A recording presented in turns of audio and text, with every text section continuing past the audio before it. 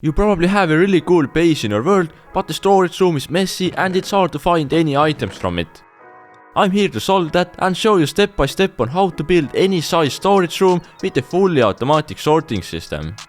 Here are 4 steps we will go through: choosing the location, building and using the sorting system, the shape of your storage room, input and overflow system. Starting with the first thing and choosing the location. There is nothing hard with that. It can be built everywhere, even in the end or in the nether. But you need to keep in mind that behind the chest you will have a redstone system that takes some room, and it's not the prettiest thing, so you probably want to cover it. That's why I would recommend building it inside the mountain or below the ground, unless you want to build a huge structure above it to cover everything. Next up, building the sorter itself. There are a lot of different sorting systems on YouTube, but I chose this one, designed by Impulse SV. This design here is simple and something that I have used for several years now. Just so you guys would understand how easy it is, let me show you how it's built. Start by adding 2 double chests on top of each other, then placing 2 hoppers behind them. Now place 2 building blocks, but leave a 1 block gap between them. Add a repeater in the middle of them pointing towards the chests. Then place a redstone torch on the side of the building block. Add 3 building blocks on top and a comparator right behind the hopper. Place another hopper pointing into the comparator and add 3 redstone dusts behind the comparator. And that's how one module of sorting system is built. Easy as that. To expand it, just duplicate the same thing to the left or to the right side. This is most definitely the easiest and most reliable sorting system you can build.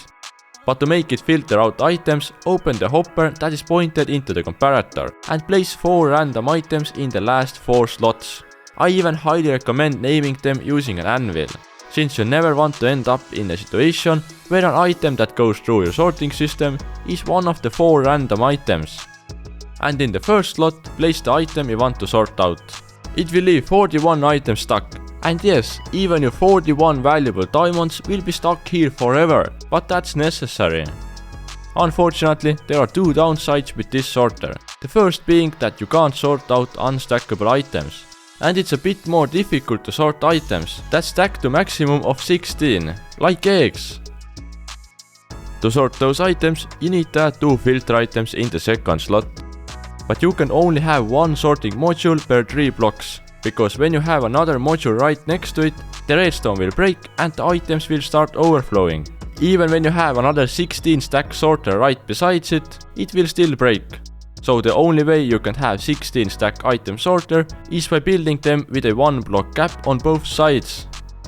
Now that you know how to build them, let's have a look on how you can stack them. When simply just putting another system right above it, it doesn't work, since the hoppers will just feed right through it. So what you have to do is to bring the chest 1 block forward and lift the sorting system up by 1 block. We just have to use 1 extra hopper row right here, but then it works great and nothing will break. And you can even add a 3rd row to this system, but it's very hard to reach and I personally wouldn't recommend it. But let's have a look at the 2 options to move the items around the sorter. First are of course the hoppers. They are a bit slow while moving the items, but definitely very easy to build. Just place them from one end to another and move down if necessary. The second option is water, which is a lot faster in moving the items around, but on the other hand, building it above the sorter is a bit harder, and it also is more laggy, so keep that in mind if you plan to build a huge storage room. Since water only flows 8 blocks total in Minecraft, you have to have a gap in the sorter after 8 blocks or less. And when you have 2 sorters on top of each other, you don't have much room under here, and that means this left side here will be left open. If your storage room is rotating inwards, you can run into some problems. If the blocks can't align properly against the wall, they can fall off the hoppers or get stuck at the end. You gotta make sure to have at least 2 blocks of water aligning them against some solid blocks. Then you can be sure it works.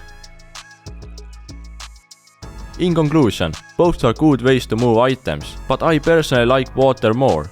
And in our huge survival world sorting system, we also use water. Now that you should have all the basic knowledge about the sorting system, we can move on to the chest layouts. Here you can be as creative as you can. You can make your chest layout in a straight line, in a U shape, or like we have in our current survival world, which I don't even know how to call. Just make the layout as you like or need. Usually the best layouts for the storage room have just some curves, but not too many. And as you can see, if I make the inner curve with the chests, I can have a lot of chests really close by. But on the outer curve, there is a huge loss of space, because of the sorting system right behind them. Unfortunately, there is nothing you can do about it. Our final step to finish the storage room is connect everything and adding an input and an output. As we just talked before, you can connect with either hoppers or water. Since hopper connecting is pretty self-explanatory, I'm going to show some tips about connecting the water system. Before the chest, start your water source. And since water can't flow more than 8 blocks, this layout needs some gaps in between.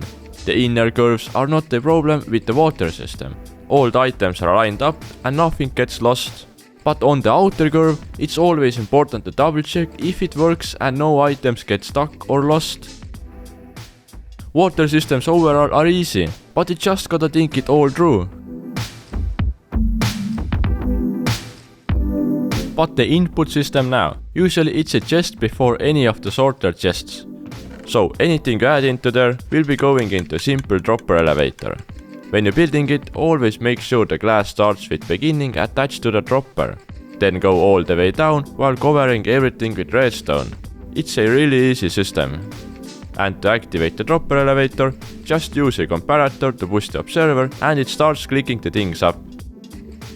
If you're using a water-based system, make a bubble elevator to transport the items up. But I gotta give you a warning here, do not shoot the items out too fast, since a hopper can't pick up more than 2.5 items per second.